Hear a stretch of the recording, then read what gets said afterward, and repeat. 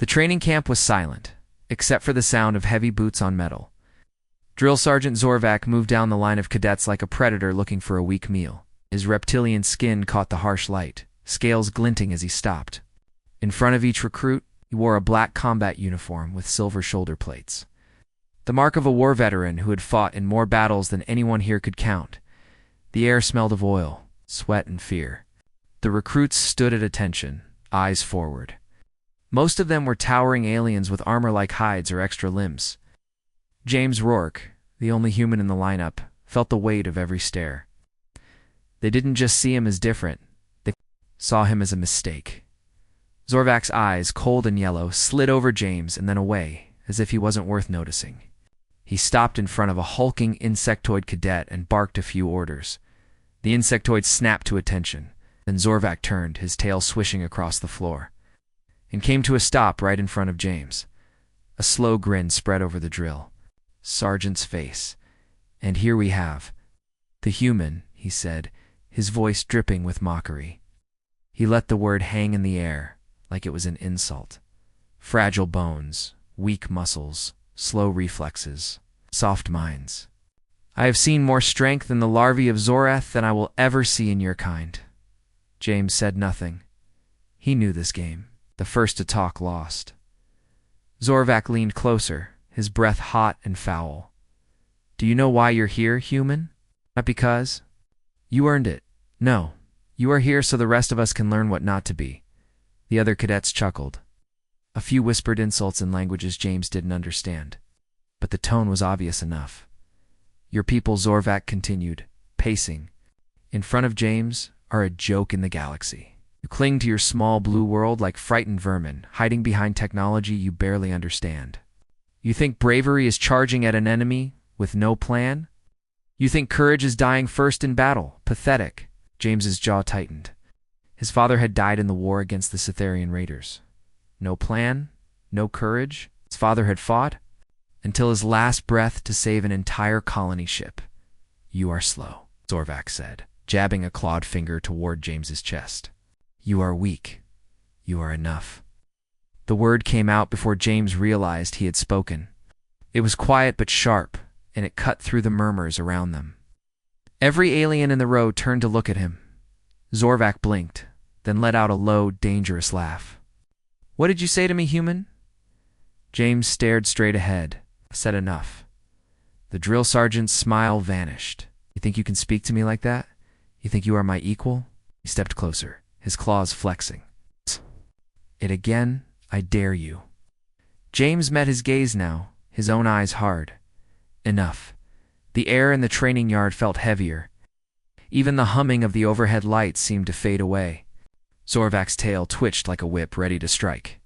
"You," Zorvac said slowly, "are going to wish you had kept that mouth shut." He reached for James's shoulder, claws ready to dig in. But in that instant, something in James snapped. The anger that had been simmering since he stepped foot in this camp boiled over. His father's face flashed in his mind. His mother's tears. Every insult he'd swallowed. Every smirk from the other cadets. Before the drill sergeant could touch him, James moved. One step forward, fist driving upward with everything he had.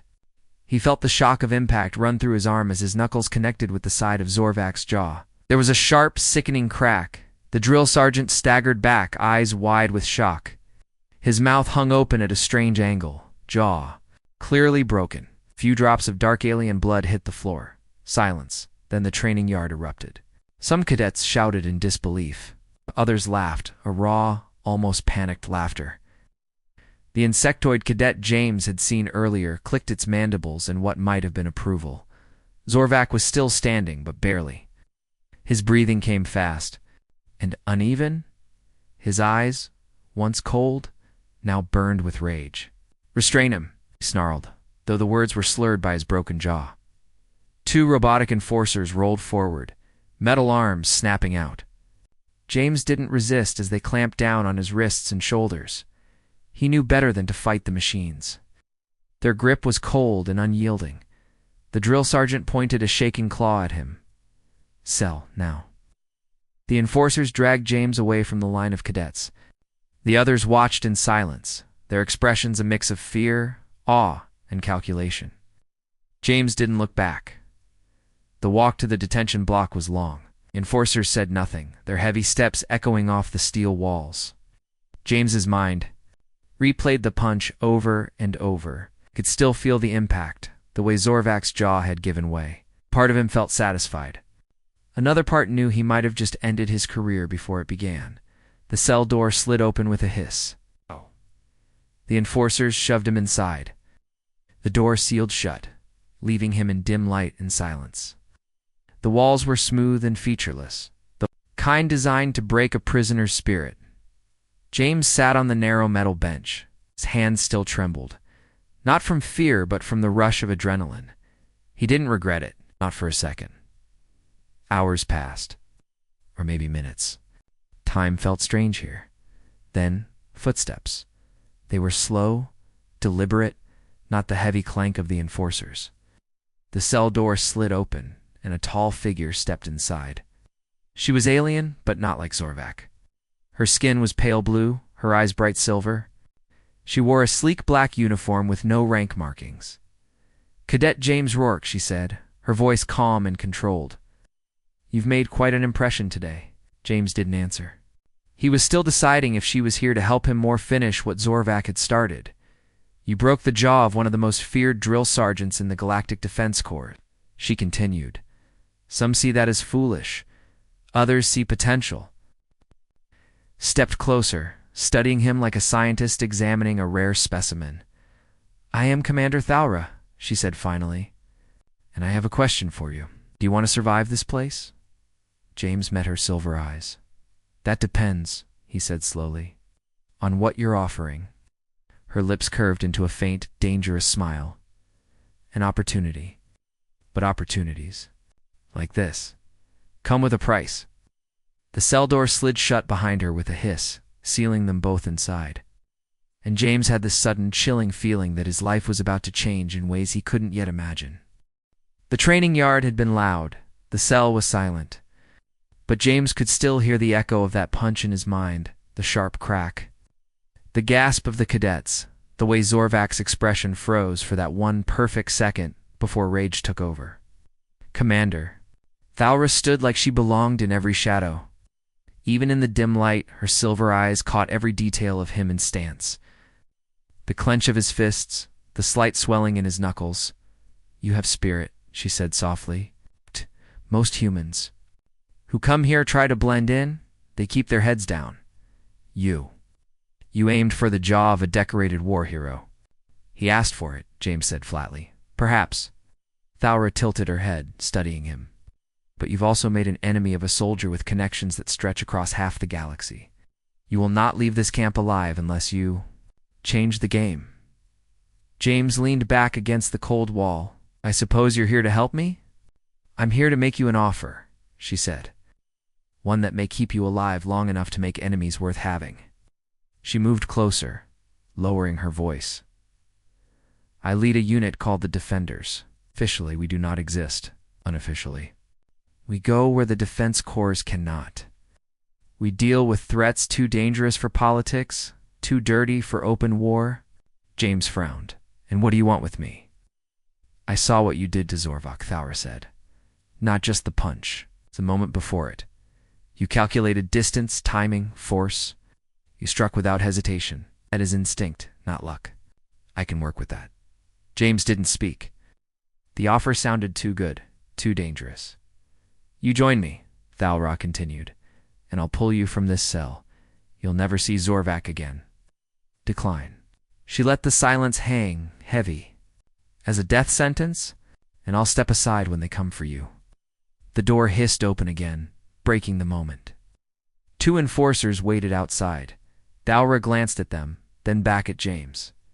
"Decide. You have 10 seconds."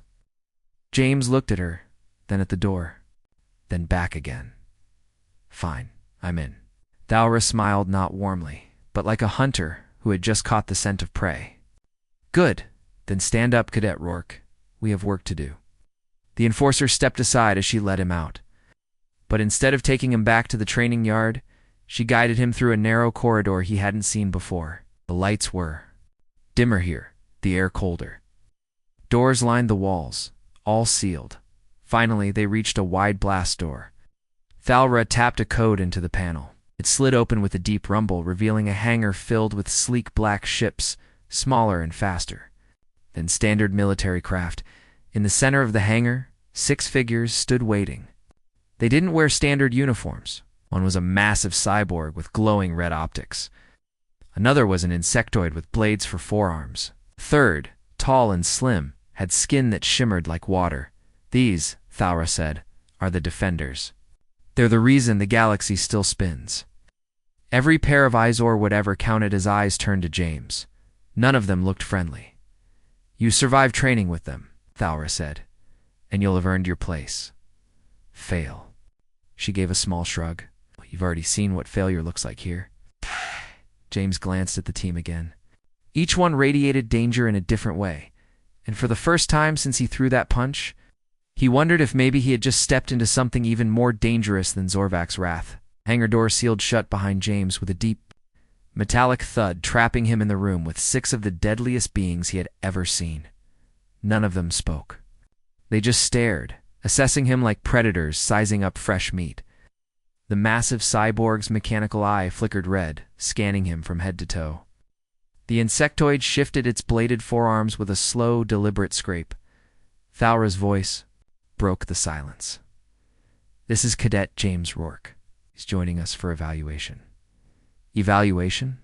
The insectoid's voice was a harsh clicking noise, translated into words by a small device at its throat. He's soft. It's too much skin.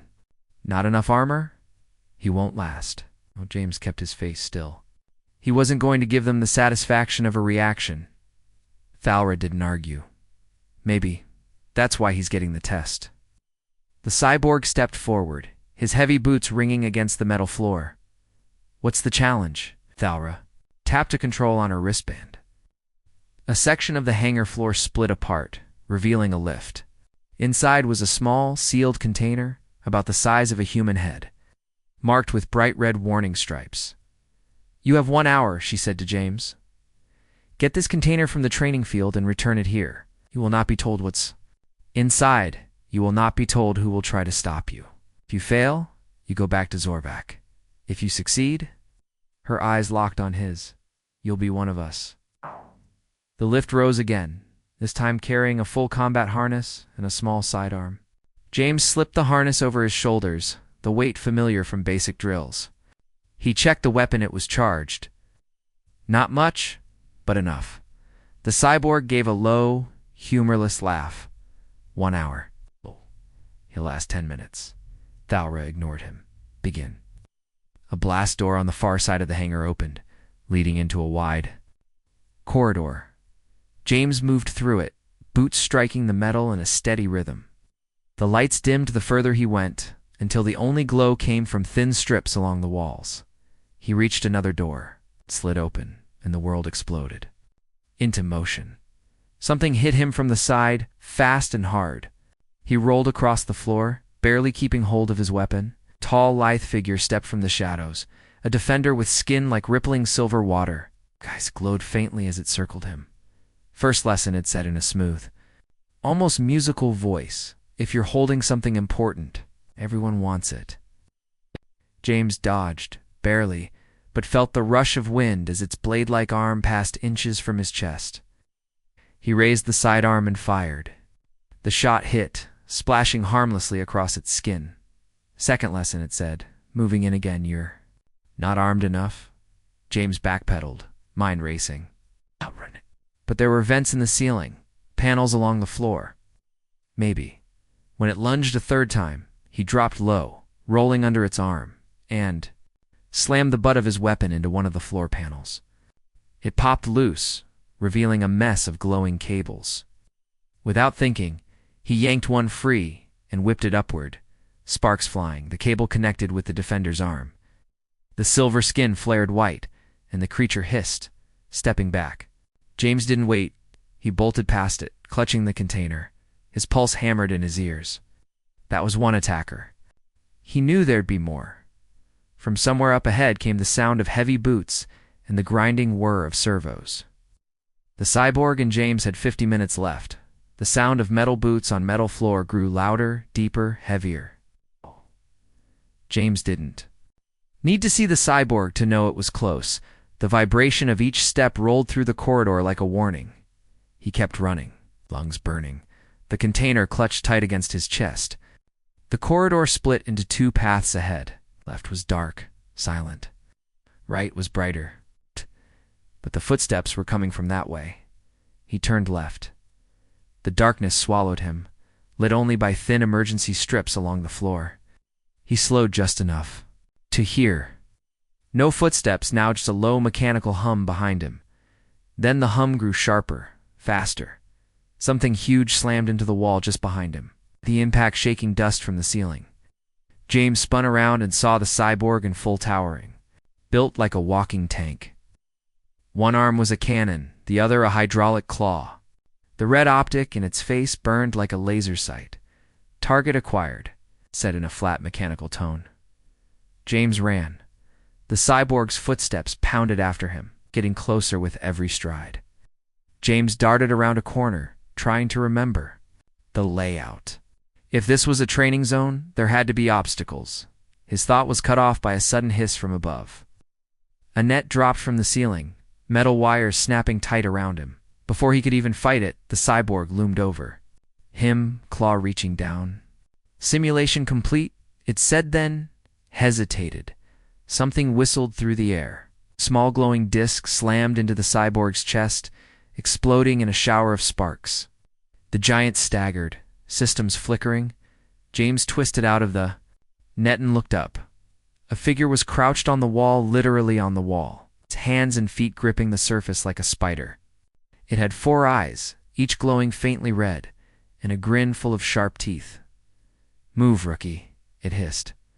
James didn't argue. He sprinted past the stunned cyborg, following the wall crawler through a maze of narrow corridors. The alien moved, impossibly fast, using the walls and ceiling like second floors. After several turns, they burst into a large, open chamber lit by flickering lights. The wall crawler dropped to the ground and pointed to a door on the far side. "That's your exit. You've got, 30 minutes left?" James checked the time. 32, then run. But watch your step." The alien grinned wider. "The next one won't be so friendly." James took off again, crossing the chamber. He was halfway when the floor beneath him shimmered, then vanished. He fell. The drop wasn't long, but he landed hard in what looked like a dim underground tunnel. The air here was hot and wet, and the sound of dripping water echoed around him. The container was still in his hands, but now his sidearm was gone. Something moved in the darkness ahead. Slow, heavy, wet. A voice came from the shadows, deep and smooth. "You've done well to get this far, human, but the test ends here." Glowing eyes opened in the blackness, and James realized he was not in the tunnel alone, and whatever was down here was big enough to fill it. The 2 glowing eyes didn't blink. They just watched him, unhurried, as if certain he couldn't escape. James took a step back, his boots splashing in shallow water. The air in the tunnel was heavy and warm, like being inside the mouth of something. Alive, a deep rumble rolled through the space. Then the thing moved. First came the sound, the slow scrape of claws on stone. Then the shape emerged from the shadows, piece by piece. It was massive, hunched, its head brushing the tunnel ceiling. Its skin was slick and dark, like wet armor plates, in its mouth. Its mouth was full of curved teeth, each as long as James's. "Finger, you carry the prize," it said in a voice that vibrated through the tunnel. "I am here to take it." James tightened his grip on the container. "Then come and get it." The thing didn't roar, didn't charge, just slid forward. Its claws, curling and uncurling. James knew he couldn't outrun it in this tight space. He'd have to outthink it. The water at his feet swirled with every step the creature took. It gave him an idea. He backed away toward a cluster of low pipes jutting from the tunnel wall. The creature followed, its movements slow but steady, like it was toying with him. When James reached the pipes, he slammed his boot against one of the rusted joints. It gave way with a metallic snap, and boiling steam exploded into the tunnel. The blast of heat was instant and brutal, and the creature reared back with a hiss. James didn't wait. He darted under its arm, sprinting down the tunnel while it thrashed in the steam. The tunnel twisted and split, and James' guests left. The air grew cooler again, and he saw a faint glow ahead. He pushed harder, his breath ragged, until he reached a ladder leading upward. He climbed fast, the metal rungs slick under his hands. Above him, the hatch was closed, but light spilled through the cracks. He shoved it open and emerged into a massive open arena. Cheers erupted from somewhere high above. James looked up to see balconies circling the space filled with defenders. Some clapped, some just stared. Thalra stood at the edge of the arena, arms crossed. 40 seconds to spare, she said, her voice carrying across the space. And you didn't drop the container. Impressive. James's chest heaved, but he managed to smirk. I was starting to think you were trying to kill me. She didn't. Smile. If I wanted you dead, you wouldn't be standing. The cyborg stepped out from one of the side tunnels, his optic glowing steady again. The silver-skinned shapeshifter joined him, as did the wall crawler. Even the massive creature from the tunnel emerged unharmed, its eyes fixed on James. One by one, it came to stand beside Thalra. You survived all of them, she said. That's rare. James looked at the group his would-be teammates. Saw, for the first time, something in their eyes that wasn't doubt. It was respect.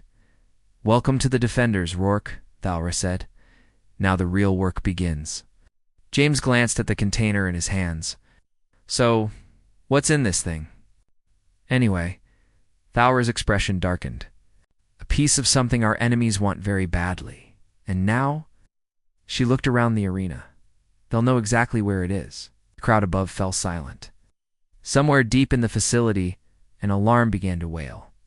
The alarm was a deep, steady pulse that made the walls feel like they were vibrating. Red emergency lights flashed in the arena, painting everyone in sharp shadows. Thalra's voice was sharp and calm. All defenders secure the base. Rourke with me. James followed her out of the arena, the container still clutched to his chest. The corridors were different now. Bulkheads sliding shut, defense turrets unfolding from the ceiling, the hum of shield generators powering up. What's going on?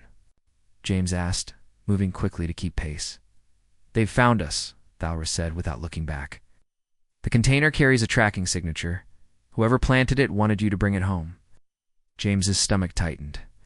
So this was a setup? Everything is a setup, Thalra said flatly.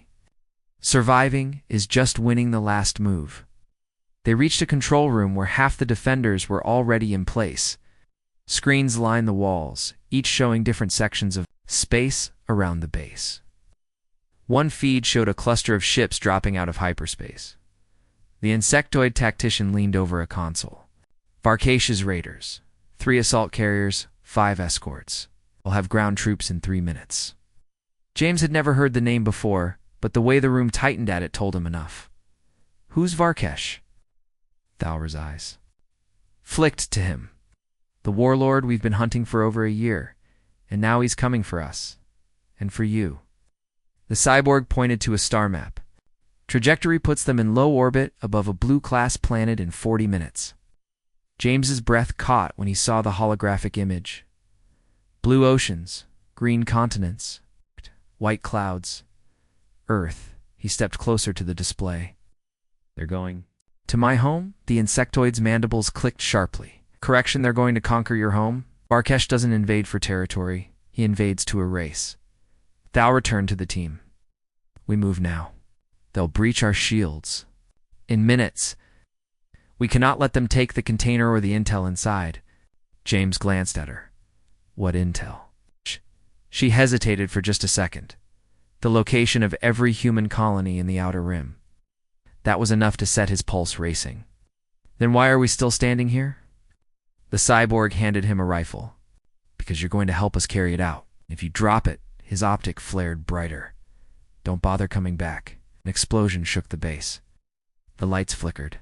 Somewhere deep below, metal screamed as something heavy tore through it.